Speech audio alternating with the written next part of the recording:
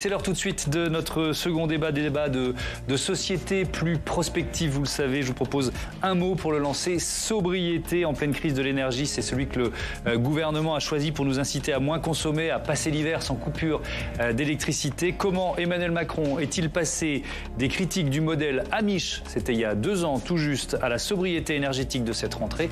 C'est Marion Vigreux qui nous rafraîchit la mémoire.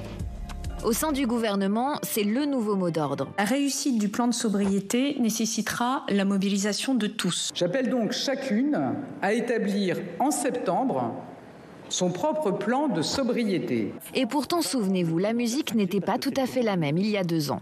Et j'entends beaucoup de voix qui s'élèvent pour nous expliquer qu'il faudrait relever la complexité des problèmes contemporains en revenant à la lampe à huile. Je ne crois pas au modèle Amish. Et je ne crois pas que le modèle Amish permette de régler les défis de l'écologie contemporaine. Mais voilà, crise énergétique et climatique oblige, les discours changent et le vocabulaire avec. Plus qu'un mot à la mode, la sobriété devient aussi une feuille de route. Parce qu'on sait que si on arrive à être au rendez-vous de la solidarité et de la sobriété, c'est dans notre main. Les entreprises, mais aussi les particuliers, sont donc invités à faire des économies d'énergie. Et si vous ne savez pas comment vous y prendre, voici quelques conseils livrés cet été par Olivier Véran. Quand on part en week-end ou quand on part en vacances, on débranche un maximum de prises électriques parce que sinon ça continue de consommer de l'énergie.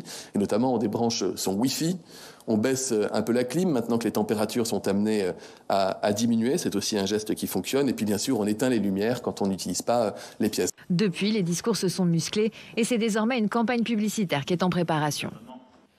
Et pour ce débat, je vous présente tout de suite mes invités. Thierry Brosse, bonsoir, bienvenue. Vous êtes expert énergie, professeur à Sciences Po. Jade Lingard, bonsoir et bienvenue. Bonsoir. Vous êtes journaliste au pôle écologie de Mediapart. Et Thomas Vérinck, bonsoir, bienvenue. Bonsoir. Directeur exécutif en charge de la stratégie et de la prospective à RTE. Laetitia Krupa, évidemment, est restée à mes côtés. Peut-être sur ce mot de sobriété. Je commence avec vous, Thierry Brosse. Est-ce que vous diriez que c'est une sobriété subie, celle que l'on vit aujourd'hui, subie par l'urgence de la guerre en Ukraine, de la flambée des prix de l'énergie? Oui, alors pas l'urgence de la guerre en Ukraine, puisque la crise énergétique prédate de la guerre en Ukraine. Oui, elle est subie parce qu'elle était heureuse dans les modèles des analystes qui se sont trompés. Et comme ils se sont trompés, eh bien, on n'a pas suffisamment de production énergétique. Et donc, on doit subir la sobriété et on devra se serrer la ceinture pendant les quelques prochaines années. Voilà, on nous explique qu'on ne peut pas allumer 4 feux à 19 heures pour faire la cuisine. On nous explique ce genre de choses. C'est bien une sobriété subie. Oui. Quand vous dites la sobriété heureuse qu'on nous avait promise et qui ne tient pas, vous faites référence à quoi? Je fais référence à tous les modèles, scénarios qui nous expliquaient qu'on allait demain consommer moins. Qu'on pouvait fermer des centrales nucléaires, qu'on pouvait fermer des centrales thermiques parce que demain, de façon mystérieuse, on allait consommer moins. Et la seule chose dont je suis sûr, tout le reste, on peut le discuter, la seule chose dont je suis sûr dans une transition énergétique réussie, c'est qu'on va avoir besoin de beaucoup plus d'électricité pas chère. Voilà, on l'a pas. Et donc, on va avoir une sobriété subie, une transition énergétique ratée et une décroissance. Jade Lingard, cette sobriété heureuse, j'imagine que c'est celle que vous prônez. Comment vous réagissez à l'irruption de ce mot dans le vocabulaire politique depuis quelques semaines? Ouais, je pense que c'est un mot fondamental. C'est un mot très important et qu'il faut faire attention à comprendre, à recevoir dans toute sa richesse, en fait.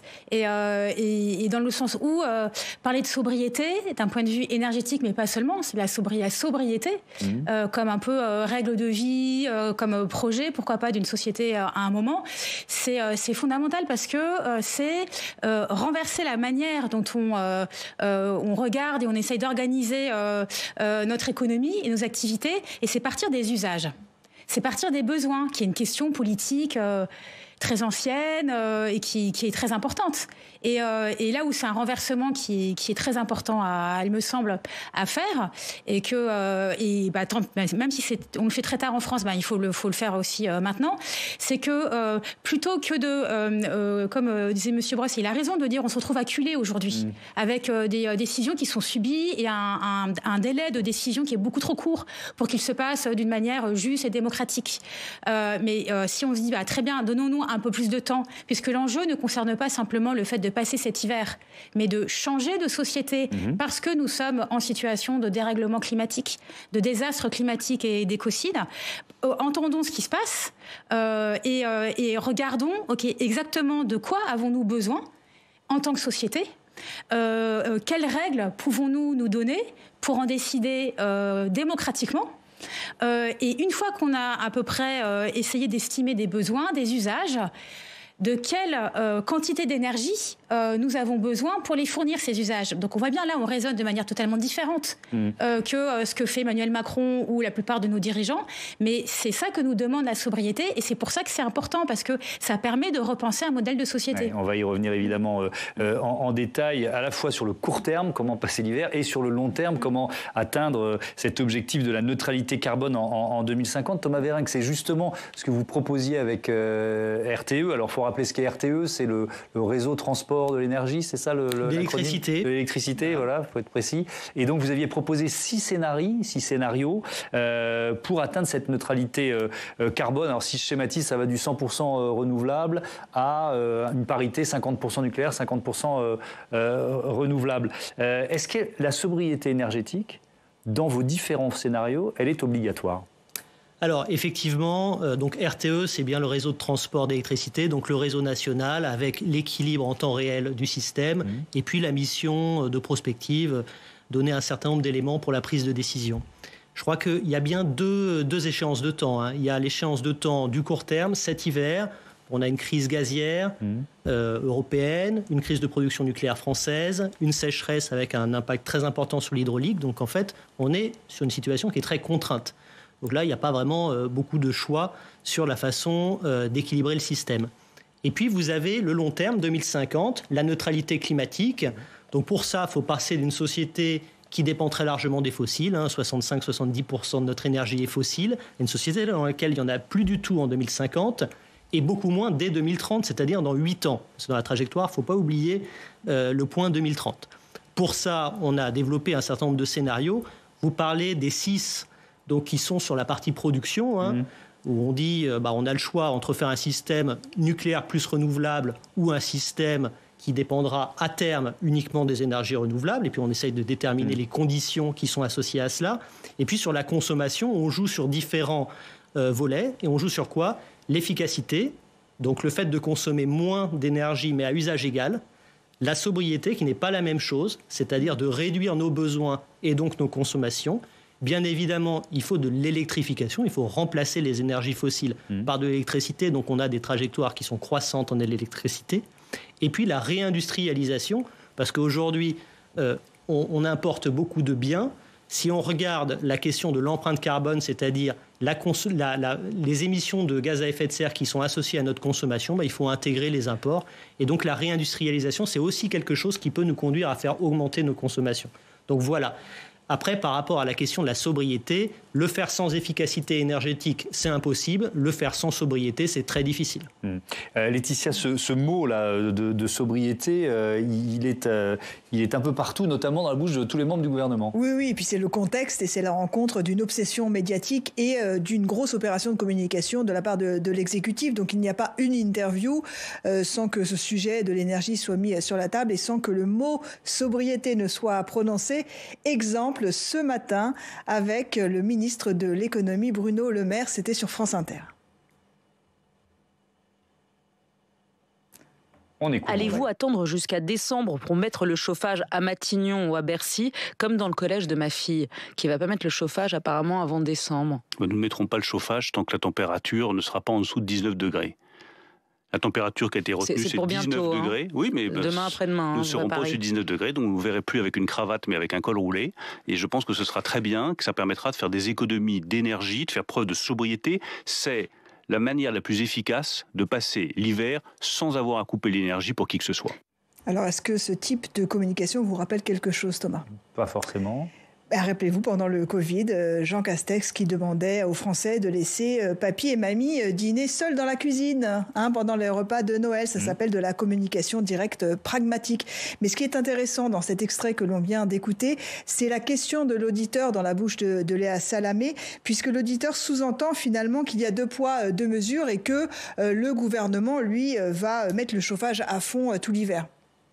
Principale obsession de l'exécutif, ne pas se mettre à dos l'opinion publique, évidemment. Oui, bien sûr. D'ailleurs, le président, lorsqu'il a tenu sa conférence sur sa politique énergétique, c'était le 5 septembre, il a bien souligné l'importance d'un plan de mobilisation active, d'un effort général de l'administration, de tous les secteurs de l'économie et bien sûr des ménages. L'objectif, c'est moins 10% de consommation d'énergie, mais cet objectif avait été accompagné dans la bouche d'Emmanuel Macron, non pas d'une menace, mais d'une petite précision qui avait son importance. Écoutons-le. Pour moi, ce plan de sobriété, c'est ce qui doit nous éviter d'aller vers quelque chose qui est plus coercitif et qui serait à ce moment-là un plan de sobriété de renforcer, voire de rationnement, et qui évidemment nous protégera in fine des coupures. Et donc vous le voyez, en quelque sorte, c'est par gradation. Le premier étage de la mobilisation générale, c'est la sobriété volontaire. Il veut donc éviter des mesures contraignantes. Oui, en gros, il nous dit, bon, allez, on le fait tous ensemble parce que sinon, derrière, il y aura des contraintes, des injonctions et forcément pour l'exécutif, une menace de révolte. Il faut éviter absolument, Thomas, les manifestations contre par exemple, des privations qui seraient ressenties comme étant complètement injustes. Il sait, Emmanuel Macron, tout l'exécutif le sait, que le terrain social est bouillant en cette rentrée. Les oppositions et les syndicats l'attissent depuis l'élection présidentielle et les premières manifestations, on l'a dit tout à l'heure, commencent donc cette semaine. Le mot d'ordre au gouvernement, c'est simple, c'est surtout de montrer l'exemple, de faire preuve de pédagogie douce, d'accompagner pour créer encore une fois un élan national, mais surtout, c'est d'éviter tout départ de fronde. Est-ce que ça vous semble réaliste, Thierry Brosse, l'absence de mesures contraignantes dans le contexte? Alors là, je parle du court terme, on parlera du long terme après. Alors, je crois que dès le début de la guerre en Ukraine, j'avais été un de ceux qui disaient « Attention, il va y avoir un problème, la crise énergétique, je l'ai écrit depuis très longtemps. » Et j'avais expliqué qu'à cette époque-là, il fallait une campagne de propagande pour expliquer ce qu'on pouvait faire, qu'est-ce qu'on ne pouvait pas faire. C'est-à-dire que ça serait subi, mais qu'il fallait le faire. On venait fin septembre, la guerre a commencé il y a bien longtemps, la crise énergétique, c'était il y a 18 mois, et le ministre nous explique qu'il va mettre un col roulé. Bon, je ne suis pas sûr que ça va changer beaucoup. Alors, c'est anecdotique. Moi, je regarde les chiffres. Vous savez, je suis juste un analyste de base. Je regarde les chiffres. Quand les pays de l'Est, les pays de la Baltique ont rejoint l'Union européenne, on leur a demandé d'augmenter le prix de l'électricité massivement, l'électricité et gaz massivement. Alors, c'était il y a très longtemps, c'était dans les années 2005. 50% par an. Ça vous rappelle, c'est un peu différent du 15% qu'on voit. Eh bien, quand on regarde les chiffres de la demande dans ces pays-là, la demande n'a pas baissé. En fait, il y a eu une baisse de la demande des consommateurs résidentiels quelques années après, pas tout de suite, parce qu'encore une fois, le consommateur n'est pas un trader. Le consommateur, il ne va pas s'adapter du jour au lendemain. Et là, je suis d'accord avec vous, le consommateur... Il n'a pas le choix, de toute façon, en l'occurrence. Oui, là, il aura un choix, puisque sa facture ne va pas forcément flamber, et personne n'ira vérifier chez lui, à part si maintenant on regarde Linky, mais personne n'ira regarder chez lui s'il est à 19 ou 20 ou à 21. Et encore une fois, avec Linky, je ne suis pas sûr qu'on soit capable de le faire. Mais enfin, ça, c'est aussi un autre élément. Donc, oui, on est dans un système où l'exécutif se retrouve dos au mur en n'ayant pas prévu cela. On nous racontait quand même il y a quelque temps qu'il n'y avait pas y avoir de coupure d'électricité. Ça, je crois que c'était avant l'élection présidentielle, si je me rappelle bien. Et voilà, donc aujourd'hui, la dure réalité des faits est là. Jade Lingard, cette formule d'Emmanuel Macron, on l'a entendu dans les titres, on l'a pas réentendu là, la fin de l'abondance. Comment vous l'avez reçue, vous, cette formule? C'est vrai. C'est-à-dire que c'est vrai dans le sens où notre société a vécu sans en discuter sans doute, et sans doute sans que beaucoup de gens s'en rendent compte, mais dans une forme dans le sentiment d'être exonéré des limites des ressources naturelles. des limites planétaires, comme on dit en écologie, ce qu'on appelle les limites planétaires. Ça va être ce qui cause aujourd'hui le dérèglement climatique, l'acidification des océans, la fonte des glaciers, la disparition, l'extinction massive d'espèces, donc des limites planétaires. En fait, pour plein de raisons qui sont liées à la fois au capitalisme, à la société de consommation, à la manière dont notre monde politique s'est constitué de façon tout à fait distante vis-à-vis des autres êtres vivants. On était dans un déni, en fait, de l'impact de nos modes de vie et de nos systèmes de production de richesse sur le reste de la planète. Et donc, si ça, on peut considérer que c'est une forme d'abondance, dans le sens où une surabondance, c'est-à-dire qu'on s'est octroyé des moyens dont en réalité on ne disposait pas. Donc, mais c'est assez récent, non? C'est post-Seconde Guerre mondiale. En fait, non. Enfin, il faudrait spécifier de qui on parle. Parce que là, ce que je vous dis, c'est un tableau à très grands traits. Il y a des fortes inégalités, bien sûr, entre pays et bien sûr au sein de notre société, entre les ménages. Mais en fait, si vous regardez le dérèglement climatique qui aujourd'hui, qu'on connaît aujourd'hui, qu'on voit aujourd'hui massif et terrifiant, il est causé par les émissions de gaz à effet de serre, n'est-ce pas? Et ces émissions de CO2, elles ont commencé massivement dans les pays occidentaux avec la révolution industrielle. Ça a commencé à la fin du XVIIIe siècle, et au XIXe siècle.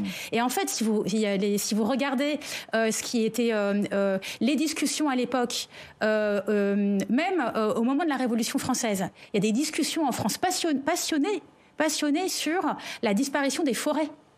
Et l'impact que la disparition des forêts pourrait avoir sur le climat. On ne parlait pas de changement climatique comme nous aujourd'hui, mais en fait, la compréhension d'un impact délétère des sociétés humaines sur le climat et la nature est très ancien. Simplement, il y a plein d'historiens et d'historiennes qui travaillent là-dessus. Voilà. Et simplement, ce qui s'est passé, c'est qu'il y a eu la fabrication d'un déni de cette réalité et qu'aujourd'hui, en fait, la gravité du changement climatique, elle nous oblige à sortir de ce déni. Mais encore une fois, il y a des décennies d'alerte, ce qui est fort dommage, on a perdu beaucoup de temps. Et maintenant, la question, c'est comment faire pour agir dans la justice sociale et dans la démocratie, puisque plus le temps passe, moins il y aura d'espace pour en délibérer démocratiquement. Alors, vous l'avez évoqué, Laetitia, il y a cet objectif réduire de 10% notre consommation énergétique d'ici 2 ans. C'est le plan de sobriété énergétique du gouvernement. Certains ont pris les devants. Je vous propose un reportage tout de suite dans ce sens public. L'histoire de Margot, le portrait de Margot, c'est une Parisienne qui adopte justement un mode de vie de plus en plus sobre. Emo Touré, Xavier Montel et Samia Dechir. Pour limiter au maximum son empreinte carbone, Margot a changé ses habitudes. Le chauffage n'est allumé que quelques semaines par an dans son logement parisien, pourtant mal isolé. La vaisselle se fait à l'eau froide et parfois même la douche. J'ai commencé à prendre des douches froides en mai dernier et là jusqu'à septembre je continue à le faire. Bon, je pense que je vais pas tarder à rallumer parce qu'il commence à faire frais dehors. Le froid s'annonce, tant mieux. C'est peut-être un bon moyen de stocker sa nourriture au frais dans le garde-manger qui donne sur l'extérieur. Dans l'idée cet hiver, ce qu'on aimerait bien, c'est pouvoir débrancher le frigo et mettre tout dedans et tester un petit peu, voir ce que ça peut faire puisque le frigo consomme énormément. Donc dans une démarche de sobriété énergétique, ça serait pas mal d'arriver à le faire, donc ça va être un test. La démarche de sobriété de Margot va bien au-delà des économies d'énergie. Ça, c'est des vêtements que j'ai achetés en friperie, donc la plupart des pulls, mais j'ai aussi des jeans, voilà. Plus aucun vêtement neuf n'entre dans sa garde-robe. Elle n'achète que de la seconde main dans des friperies. J'ai eu un déclic sur la surconsommation et je me suis rendu compte aussi de tout ce qu'on achetait et qui n'était pas nécessaire. Typique les vêtements, en fait, moi j'ai déjà énormément de vêtements qui me servent au quotidien et j'ai pas besoin de beaucoup plus. La démarche, c'est de moins consommer, en fait, de se détacher aussi de tous ces messages de la fast fashion qui nous poussent aussi à acheter toujours plus, toujours un modèle un peu différent, alors qu'en soi on a déjà ce qu'il nous faut. Le déclic a eu lieu il y a 2 ans, lors d'un voyage d'études. Je suis partie en Erasmus à Berlin, j'ai rencontré aussi des gens complètement différents qui avaient déjà adopté des modes de vie un peu plus sobres. Et donc je me suis dit que ça serait pas mal de tester. Et en rentrant, il y a eu la période Covid, confinement, donc tout était à l'arrêt. Je me suis posé beaucoup de questions, j'ai commencé à beaucoup m'informer et ça a aussi changé complètement ma façon de voir les choses et ma trajectoire aussi de vie. Un changement qui implique certains renoncements, comme les vacances en avion. C'était vraiment quelque chose de très ancré. Toutes les vacances en famille, on avait vraiment l'habitude de prendre l'avion, de voyager. J'ai été hyper privilégiée de ce point de vue-là. Et du coup, maintenant, c'est complètement révolu cette période-là. Enfin, j'ai vraiment eu un déclic vis-à-vis de l'avion et du coup, j'ai décidé d'arrêter de le prendre. Donc là, ça fait déjà 2 ans que je ne l'ai pas pris. Cet été, elle a refusé de partir avec sa famille à Tahiti. Un choix difficile à comprendre pour ses parents, mais désormais, elle préfère partir moins loin et prendre le train. On peut voyager différemment en fait, et ça m'a permis aussi de redécouvrir un lien au voyage complètement différent. Et du coup, là cet été, par exemple, on est parti à Berlin. Donc là, c'est juste pour vous montrer, on a pris une dizaine de trains différents. Et on a fait toutes les gares dans la campagne, dans la campagne allemande. Et c'était hyper sympa en fait. Bon, on a mis 1 journée de voyage, donc c'est évidemment beaucoup plus long. Mais ça permet de prendre son temps, de découvrir aussi d'autres choses sur le chemin et en ayant un impact hyper réduit. On a fait quand même de très bonnes vacances. Depuis 2 ans, sa vie a changé, mais la jeune femme ne vit pas cela comme une contrainte. C'est pas si difficile de faire les efforts au quotidien, mais ça reste un coup d'épée dans l'eau si derrière on n'aligne pas ce qu'il faut au niveau des mesures, qu'elles soient politiques, économiques. Il faut qu'il y ait aussi une prise de conscience globalisée, que ça repose pas juste sur les individus et les citoyens en tant que consommateurs individus au quotidien, mais qu'il y ait aussi que ça se répercute en fait sur toutes les sphères de la vie publique. À 24 ans, elle envisage à terme de quitter Paris pour s'installer en milieu plus rural, cultiver un potager et aller plus loin dans sa démarche de sobriété. Thierry Brosse, si tout le monde suit l'exemple de Margot, on atteint facilement les 10% de baisse d'ici 2 ans ? Oui ou non ? Oui, certainement. La question, c'est est-ce que démocratiquement, tout le monde est prêt à suivre ce chemin-là ? Moi, encore une fois, je suis prêt à ce qu'on débatte démocratiquement de cette question-là. Encore une fois, quand je regarde les chiffres, je ne vois pas ça. Donc oui, il y a quelques personnes qui ont cette attitude-là. C'est souvent des personnes assez visibles, pas très nombreuses quand même, parce que je ne suis pas sûr, parce que si on veut regarder les 10% que nous demande de faire le président, c'est l'équivalent d'un confinement Covid. C'est ça qu'il faut un peu comparer. Donc la question, c'est est-ce que vous êtes décidé à avoir un nouveau confinement ? C'est une question. C'est 2 ans la période qui est donnée. Donc, là où Oui, mais 10% de baisse, c'est beaucoup. Mais 10% de baisse, vous avez un confinement, voilà. Après, oui, vous aurez le droit de sortir votre chien de temps en temps. Mais c'est ça la question qu'il faut poser. Thomas Verinck, est-ce que c'est réaliste, ambitieux, moins 10% en 2 ans ? Alors, moins 10% en 2 ans, c'est certainement ambitieux. Par contre, je pense qu'on peut rassurer quand même les gens sur le fait qu'on n'a pas besoin de tous faire comme Margot pour y parvenir. Deux éléments. Le premier, c'est qu'on pense souvent sobriété, secteur résidentiel. Bon, c'est normal de penser au bâtiment, parce que le bâtiment, c'est le secteur qui consomme le plus d'énergie en France. Alors, celui qui émet le plus de gaz à effet de serre, ce sont les transports. Ce n'est pas exactement la même chose, mais celui qui consomme le plus d'énergie, c'est le bâtiment. Donc, c'est là où il y a beaucoup de leviers. Par contre, il ne faut pas penser que les bâtiments résidentiels, pas que les logements. Nous, ce qu'on a essayé de dire, c'est qu'il y a des économies d'énergie très importantes à aller chercher dans les bureaux. Et qu'on peut tout à fait essayer de faire porter l'effort sur un certain nombre de consommations dans le tertiaire sans mettre le pays à l'arrêt ou sans forcer les gens à se chauffer tous à 15 degrés. Ce n'est pas du tout ça dont il s'agit. Parce que dans les bureaux, il y a des gestes assez simples à faire, par exemple les week-ends, le soir, etc. Absolument, etc. Et puis parce que la réglementation, c'est déjà aujourd'hui qu'on ne doit pas chauffer des bureaux à plus de 19 degrés et qu'il y a beaucoup de surfaces tertiaires qui sont chauffées à plus de 19 degrés et tout le monde le sait. Donc déjà, si on arrive à faire ça... Et comment contraindre ces secteurs c'est l'excellente, c'est la question sempiternelle de tout le débat sur la sobriété, c'est comment on le met en œuvre, quels sont les mécanismes. Mais bon, déjà, on peut aller chercher dans les bureaux. La deuxième chose, c'est que dans le secteur... que ce soit dans les bureaux ou dans les logements, le secteur, l'endroit où on peut aller le plus facilement, c'est le chauffage. Le chauffage, ce sont les volumes les plus importants. Donc si jamais on arrive à toucher 1 degré sur le chauffage, en général, on peut continuer à prendre sa douche chaude. Et pour répondre à votre question sur comment le faire, vous avez cité nos scénarios 2050. Moi, j'ai animé 2 ans de concertation. La question sur la sobriété, elle est toujours clivante, et elle est toujours clivante sur la question de comment on fait. Est-ce que c'est juste une incitation ? Donc c'est un discours, et on dit on peut construire une société sobre. C'est pas la même, mais simplement on va s'apercevoir qu'on avait un certain nombre de consommations qui étaient superflues. Il y en a d'autres qui disent il faut des dispositifs contraignants, donc on interdit un certain nombre de comportements. Et puis vous avez encore une troisième catégorie qui disent laissons les prix augmenter et puis les gens vont s'ajuster automatiquement. Alors le problème, c'est que si on laisse les prix de l'électricité augmenter massivement, 1, ça pose un problème de cohésion sociale. 2, ça pose un gros problème par rapport à notre agenda climatique, puisqu'on a besoin de faire en sorte que l'électricité se répande au détriment des énergies fossiles. Donc là, on a un petit difficulté. On ne comprend pas la difficulté de contraindre une entreprise à chauffer à 19. C'est difficilement, quand on est citoyen lambda, on ne comprend pas pourquoi on ne peut pas contraindre. Comme avec une personne privée, c'est la même chose. Oui, enfin, on va pas aller.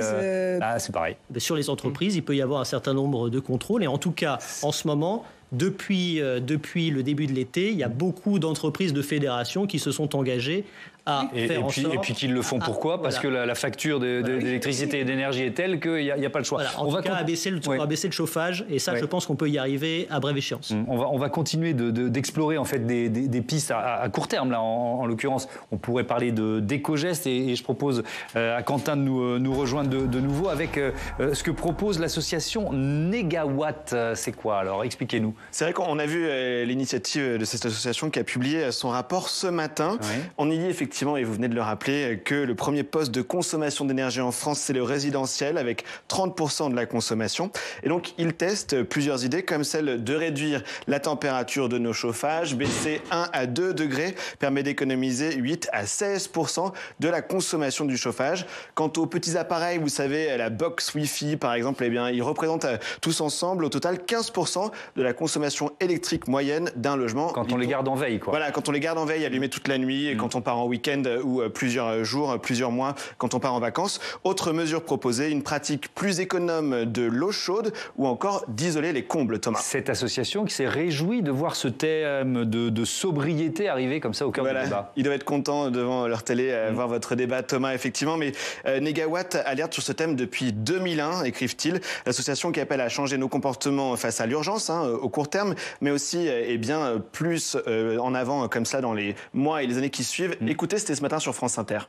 On a besoin à la fois de mettre en place une sobriété de très court terme, c'est notre seule marge de manœuvre pour passer l'hiver, mais de faire de ça une opportunité pour penser des politiques structurelles à plus long terme. Mais là, l'objet de ce qu'on présente aujourd'hui, c'est vraiment comment réduire rapidement nos consommations d'énergie.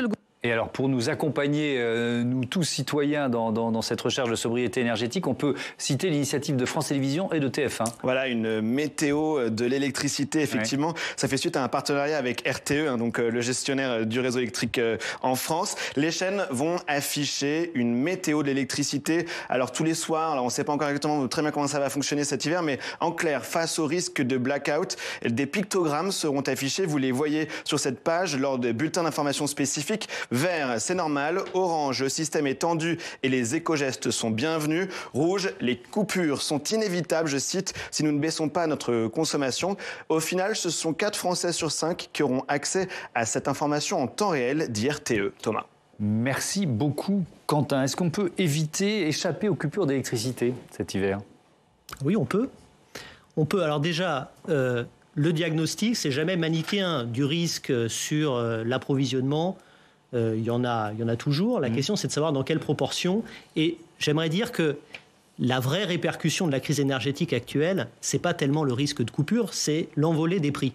C'est ça qui est problématique pour notre agenda climatique et pour notre tissu économique. Mais si on regarde la question de la sécurité d'approvisionnement, on a publié il y a une dizaine de jours un rapport qui essaye de quantifier le risque et de montrer quelles sont les solutions. Dans les solutions, bien évidemment, il y a la sobriété. Là, je pense qu'on est tous d'accord. À court terme, la sobriété, baisser un certain nombre de consommations, ça nous permet d'envisager de manière beaucoup plus sereine l'hiver, que ce soit en gaz ou en électricité d'ailleurs. Et puis, le problème de l'électricité, c'est jamais un problème de volume d'électricité, parce que le volume d'électricité, on l'a. Ça peut être un problème de pointe. Donc, ce qu'on dit, c'est qu'en plus, lors de certains moments, on pourrait appeler à la mobilisation des entreprises d'ailleurs en premier lieu. On est en train de signer avec elles un certain nombre de partenariats, et puis de tous les citoyens, pour que des baisses volontaires de la consommation se mettent en œuvre. Et ça nous permet de réduire considérablement le risque et d'écarter la perspective de coupure si jamais on y parvient. Alors, je voudrais que dans ce débat, on ouvre un chapitre consacré à l'état de nos centrales nucléaires et à la question de l'énergie nucléaire. Je commence avec vous, Thierry Brosse. Quelles leçons vous tirez de... Moi, j'ai dit il y a 2 jours, on avait une émission sur une thématique approchante, que ça devrait être en ce moment l'âge d'or du nucléaire français. Enfin, on devrait faire la démonstration que grâce au nucléaire, on passe cette crise plus facilement que d'autres pays. C'est pas du tout le cas. Non, c'est pas le cas. Malheureusement, je crois que le nucléaire, comme on l'a délaissé pendant des années, évidemment, on arrive aujourd'hui dans une situation où le nucléaire n'est pas capable de répondre à la demande. Vous avez raison, ça devrait être la renaissance du nucléaire français et international. Mais encore une fois, moi, je vois le nucléaire, toutes les énergies posent problème. Le nucléaire en pose comme les autres, mais moi, je suis comme vous, je regarde ça aux émissions de CO2. C'est la seule chose qui m'intéresse. Et donc, le nucléaire, on n'aimait pas. Donc, à partir de... On ne va pas être d'accord. Oui, mais on en produit beaucoup, beaucoup moins. Là, on peut être d'accord. Et donc, sur ce sujet-là, c'est la seule solution. Et moi, et c'est là où on n'est pas d'accord, je pense que face à ça, on aurait dû construire beaucoup de centrales, beaucoup de renouvelables, et ne pas dire aux Français, serrez-vous la ceinture. C'est ça le problème. Alors, effectivement, il y a un problème EDF, il y a un problème de l'incapacité à remettre ces centrales en route rapidement.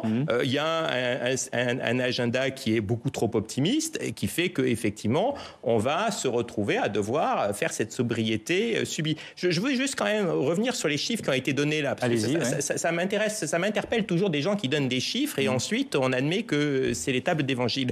Si je fais la somme de 2 chiffres qui ont été donnés, 16% sur la baisse de chauffage à 2 degrés, c'est ce qui a été dit, et 15% sur si j'arrête mon Wi-Fi la nuit, c'est ça. 15 plus 16, ça fait 31%.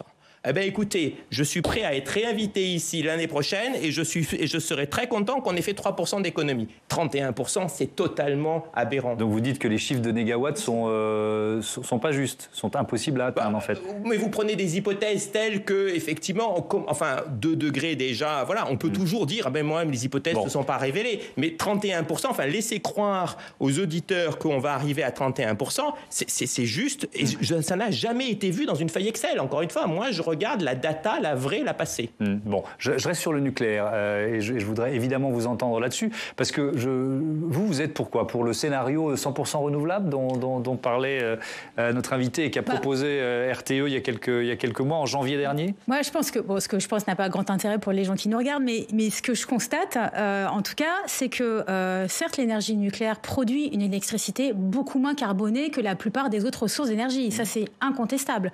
Le problème, c'est qu'elle a d'autres problèmes.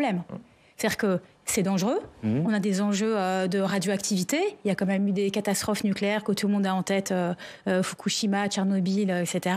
Et on a un très gros problème de déchets irradiés dont on ne sait pas très bien encore quoi faire. On a ce gros projet à Bure d'enfouissement profond qui soulève tout un tas de problèmes qu'on n'a peut-être pas le temps d'expliquer ici, mais en tout cas, aucun pays aujourd'hui n'a trouvé de solution pérenne pour ces déchets nucléaires. Donc, l'idée de substituer pour fournir notre électricité, notre système actuel, par donc ce serait du 100% renouvelable. Du nucléaire me paraît, en fait, encore une fois, c'est pas une histoire d'opinion, mais de réalisme. Je sais bien que ça fait partie des scénarios d'RTE, pardon de vous avoir interrompu, mais si on dit on se passe du nucléaire, comment on s'en sort avec 100% d'énergie renouvelable, essentiellement, on va dire, alors il n'y a pas que l'éolien et le photovoltaïque, il y a aussi l'hydraulique, certes, la géothermie, d'accord, on s'en sort par des économies d'énergie. Et ça, pour le coup, sauf que ce que disait Philippe Brossoir, on est dans une électrification massive et on va en avoir besoin de plus en plus d'électricité. Mais en fait, il y a des usages qui vont demander plus d'électricité. Par exemple, la voiture. Si on dit qu'on arrête les voitures thermiques, donc on arrête essence diesel et qu'on passe à un parc tout électrique, il y aura besoin de plus d'électricité pour les voitures. Mais en revanche, il faudra réduire les consommations d'électricité pour autre chose. Par exemple, l'exemple du résidentiel et des logements donné tout à l'heure par les scénarios RTE, il est intéressant parce que même si on remplace remplace les chaudières à gaz qu'il y a dans plein de logements aujourd'hui par des pompes à chaleur à l'électricité, on devient un peu technique. Si vous le faites, d'abord, ça consomme moins d'énergie, la pompe à chaleur, que la chaudière à gaz. Et si vous le faites dans des logements qui sont mieux isolés, vous allez avoir besoin de consommer moins d'énergie. En fait, là, on va pas faire les scénarios de sobriété, de 100% renouvelable de la France en 2 minutes, ce serait pas très sérieux. Mais l'idée, en fait, c'est de faire vraiment l'enjeu actuel. Que c'est un système. C'est des décisions qu'il faut prendre maintenant, on est bien d'accord. Oui, mais qu'on aurait peut-être dû prendre d'ailleurs il y a longtemps. Ce qu'il faudrait comprendre, ce qu'il faudrait que les personnes qui nous regardent comprennent, c'est qu'en fait, c'est tout un système qu'il faut modifier et que ça sera vertueux si tout un système est modifié. Et que, par exemple, ça coûte beaucoup d'argent de rénover énergétiquement les logements. C'est une politique qu'on sait faire techniquement, qui est bloquée pour plein de raisons politiques et de blocage institutionnel, personnel, etc. Mais on sait faire. Ça va coûter beaucoup d'argent, mais ça va en rapporter beaucoup aux ménages. Parce que vous consommez moins d'énergie et donc vous dépensez moins d'argent dans vos factures dans un logement bien isolé.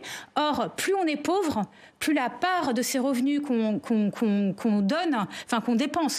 dépense pour ces consommations d'énergie, plus elle est importante. Donc c'est aussi une forme de redistribution. En fait, il faut vraiment penser de manière comme ça assez symbiotique. Pardon ? Celui qui va donner de l'argent pour rénover, c'est l'État. Ah bah là, il faut cette échelle-là. Oui, bien sûr. Cette échelle-là, en fait, pour la rénovation. Et donc la question, c'est les milliards, c'est même plutôt les dizaines de milliards. Où est-ce qu'on les met ? Est-ce qu'on les met d'abord dans la rénovation énergétique des logements ? Est-ce qu'on la met dans le programme de nouvelles centrales nucléaires ? Est-ce qu'on la met dans un programme d'énergie renouvelable ? Une logique de sobriété, c'est partir des usages et donc partir de la rénovation. J'ai bien entendu votre argument. Je ne sais pas si vous allez pouvoir répondre directement à la question, Thomas Vérink, mais est-ce que la fermeture de Fessenheim, à l'aune de ce qu'on vit aujourd'hui, c'était une erreur? Alors, je me doutais que Fessenheim arriverait à un moment dans le débat. Et je vais le dire, la question de la fermeture de Fessenheim, elle n'est pas du tout, en termes de volume, à la hauteur de ce dont on parle pour le moment. Notre parc nucléaire produisait, il y a une dizaine d'années, 400 TWh par an. Ouais. Cette année, il va produire entre 280 et 290 TWh par an. Donc, il fait plus de moins 25%. Fessenheim, qui doit être compensé par l'EPR de Flamanville, parce qu'en fait, l'idée, il y a un trou, mais l'idée, c'était de le remplacer. C'est moins 2,5%, alors qu'on fait moins 25%. Donc, c'est quand même pas du tout le sujet. En fait, c'est pas le sujet. Oui, mais ça nous arrangerait quand même. Là, on a appris aujourd'hui, pardon de vous interrompre, que l'Allemagne va prolonger 2 centrales nucléaires. Le ministre allemand de l'économie l'a annoncé tout à l'heure. 2 centrales nucléaires allemandes restent opérationnelles durant l'hiver 2023. Et alors, évidemment, il dit en raison de l'indisponibilité de nombreux réacteurs français. On est dans cette situation-là. Alors, c'est un petit tacle de nos amis et voisins allemands. Mais alors, j'attends d'ailleurs de savoir dans quelle mesure elles vont rester disponibles, puisqu'on parle d'une sorte de réserve. Moi, je ne sais pas ce que c'est qu'une centrale nucléaire en réserve. Mais bon, attendons de savoir comment ça se passe concrètement. Par rapport au débat global, première chose, les scénarios qu'on a construits conduisent pour certains à un réinvestissement plus ou moins important dans l'appareil électronucléaire. Oui. Pour d'autres, vont à terme vers du 100% renouvelable, mais entre 2050 et 2060. Donc il ne s'agit pas de toute façon de se passer de nucléaire tout de suite. La deuxième chose, c'est oui, mais pardon, je vous interromps encore une fois, mais les investissements, en l'occurrence, la question des nouvelles centrales nucléaires, c'est maintenant qu'il faut les faire. Ou alors, dans le développement massif des énergies renouvelables, c'est maintenant qu'il faut les faire. C'est bien pour ça qu'on a publié nos scénarios l'année dernière. On est bien d'accord. De toute façon, la neutralité climatique en 2050 est une opération d'une telle ampleur. Oui. Qu'elle nécessite des investissements colossaux, mais que ce soit dans le nucléaire, dans le renouvelable, dans l'efficacité énergétique. Et je vais vous dire, il y a un point commun entre ces 3 choses. C'est une économie de l'investissement. On met beaucoup d'argent au début et ensuite, ça produit des résultats. Le nucléaire et les renouvelables ont une structure économique, en fait, qui est très proche. Ce qui est intéressant, rigolo, c'est qu'on les oppose tout le temps. Mais en réalité, d'un point de vue économique, ça ressemble beaucoup. Donc, nous, ce qu'on a dit, c'est on part de 2050, on fait le rétro-planning, on s'aperçoit que de toute façon, il faut prendre beaucoup de décisions maintenant. Après, la question du nucléaire, elle se pose pas dans les mêmes termes que dans les années 70 ou dans les années 80. On construit aujourd'hui pas des réacteurs nucléaires au même rythme, c'est un fait. Nous, on a construit nos scénarios sur la base de propositions des filières industrielles et entre le début des scénarios et la fin des scénarios, il y avait quand même d'ailleurs plus de réacteurs nucléaires qui étaient proposés par certaines filières qu'au début. Donc il y a eu des bougées durant les 2 ans de concertation. Effectivement, aujourd'hui, je pense qu'on a les éléments pour prendre la décision. Et il me semble que sur la base de nos scénarios, il y a un certain nombre de choses qui ont été annoncées. Oui, effectivement. Le projet de loi est sorti aujourd'hui. Le projet de loi du gouvernement d'accélération de la construction des nouveaux réacteurs nucléaires est sorti aujourd'hui, est en consultation auprès des associations. C'est très intéressant parce que c'est un projet de loi très court, 4 pages, assez technique, et dont toute la philosophie consiste à vouloir simplifier les procédures administratives, notamment en urbanisme, notamment abaisser la protection de certaines espèces protégées, déroger à la protection de la loi littorale. Donc en fait, ce qui est très intéressant, c'est qu'on voit que le nucléaire, qu'on soit pour ou contre, il n'y a pas de problème, toutes les positions sont légitimes. Mais ça va valoir aussi sans doute ces principes pour les énergies renouvelables, parce qu'on est en urgence et donc il faut peut-être simplifier les règles, parce que sinon on voit ce qui se passe. Par exemple, si je prends le renouvelable, on voit ce qui se passe sur certains projets d'éoliennes, que ce soit des éoliennes terrestres ou des éoliennes offshore, avec des associations, des riverains qui s'y opposent. Et donc les projets mettent une décennie à aboutir alors qu'ils auraient pu mettre 2 ou 3 ans. Mais c'est pourquoi la meilleure énergie est celle qu'on ne dépense pas. Et c'est pourquoi tant qu'on continue à avoir une politique énergétique qui est complètement obsédée par l'offre, toujours penser comment on produit de l'énergie plutôt que comment on l'économise, on se retrouve dans des contradictions. Produire de l'énergie ou protéger la biodiversité, on a un moment de crise écologique où on ne peut plus se permettre cet arbitrage entre climat et biodiversité. Vous y intervenir. Je peux effectivement vous affirmer malheureusement qu'on est sur le chemin d'aucun des scénarios. C'est que si on continue à notre rythme sur les énergies renouvelables, non seulement on ne peut pas faire les scénarios 100% renouvelables, mais on ne peut même pas faire la part renouvelable des scénarios avec du nucléaire. Si on continue à notre rythme sur le nucléaire, on ne peut pas faire les scénarios dans lesquels il y a un réinvestissement dans le parc nucléaire. Donc la question de l'accélération, bien sûr, elle se pose. La question de ce qu'on peut faire sur la demande, elle est omniprésente dans nos scénarios. Après, moi, je peux vous dire, pour vous témoigner au bout de 2 ans, il n'y a pas de choses faciles. Il y a des gens qui étaient pour le renouvelable et qui n'avaient pas spécialement qui étaient pour la renouvelable et sobriété, des gens qui étaient pour le renouvelable sans réflexion spécifique sur la sobriété, et des gens qui étaient pour le nucléaire et la sobriété en même temps. En fait, le monde n'est pas binaire par rapport à ça. Moi, je pense qu'il faut les deux en même temps. Thierry Brosse, vous dites finalement, depuis le début de cette crise énergétique, il y a des décisions qui auraient pu être prises et qui ne l'ont pas été ? Oui, enfin, on parlait des prix tout à l'heure, mais si les prix sont élevés, c'est parce que les traders, le marché, depuis 18 mois, essayent de crier aux politiques qui ne voulaient absolument pas l'entendre. Il y a une crise énergétique, et une crise énergétique, il n'y a pas besoin d'avoir une feuille Excel pour savoir que ça va durer 5 ou 6 ans si on trouve une solution tout de suite. Mais effectivement, il y a aussi une part de spéculation dans la situation qu'on est en train de vivre. Écoutez, les prix ils sont hauts depuis 18 mois, donc le marché a raison. Vous savez, moi je suis un homme de marché, le marché a toujours raison. Donc, et là, il l'a prouvé encore une fois. Rappelez-vous, le gouvernement français, l'année dernière, nous expliquait que la crise allait durer jusqu'à fin décembre. Puis après, on nous expliquait que la crise allait durer jusqu'aux élections. Moi, le marché, c'est pas ce qu'il donnait. Les courbes futures, c'était pas du tout comme ça. Et sur l'investissement, je voudrais terminer en évoquant que pour le moment, on n'a rien fait, donc on n'est pas dans les scénarios. Et deuxièmement, la seule chose que les gouvernements européens ont fait, c'est protéger les consommateurs. Donc on a dépensé 1,5 trillion d'euros pour protéger les consommateurs. Alors, il faut les protéger, je ne sais pas, mais on a dépensé 1,5 trillion d'euros au niveau de la maille européenne pour protéger les consommateurs. Je pense que l'argent magique, on est en train de voir sur les marchés que ça va se tarir. Donc, une fois qu'il n'y aura plus d'argent magique, on verra comment on va faire pour les autres investissements. Jade Lingard, il y a une autre mesure qui est tellement symbolique, c'est le fait de remettre en service la centrale à charbon de Saint-Avold pour passer l'hiver, là encore. Et ça rejoint ce que vous dites, c'est-à-dire qu'on est dans des injonctions complètement contradictoires. Oui, tout à fait. Mais en fait, c'est très intéressant que vous citiez cet exemple parce que je me permets de citer encore un autre historien, Jean-Baptiste Fressoz, qui montre bien que, en fait, historiquement, les énergies se sont toujours additionnées. C'est-à-dire qu'on pense aujourd'hui, des gens, il y a une histoire un peu qui se raconte de l'énergie qui consiste à dire avant nos sociétés consommaient beaucoup d'eau et de bois, puis on est passé au charbon, puis on est passé au pétrole, et maintenant ce serait l'âge des renouvelables ou du nucléaire en fonction de comment on se situe par rapport à ça. En fait, c'est pas ça qui s'est passé. C'est tout s'additionne. Et donc par exemple, si vous regardez, c'est un exemple qu'il cite, l'Angleterre aujourd'hui consomme au moins autant de bois qu'au 19e siècle. Pourquoi ? Parce que les grosses centrales à charbon, l'Angleterre, la Grande-Bretagne avait beaucoup de centrales à charbon. On a beaucoup de centrales nucléaires, ils avaient beaucoup de centrales à charbon historiquement pour produire leur électricité. Elles sont aujourd'hui, pour des raisons climatiques fermées, remplacées par des énormes centrales biomasse à bois qui consomment énormément de bois.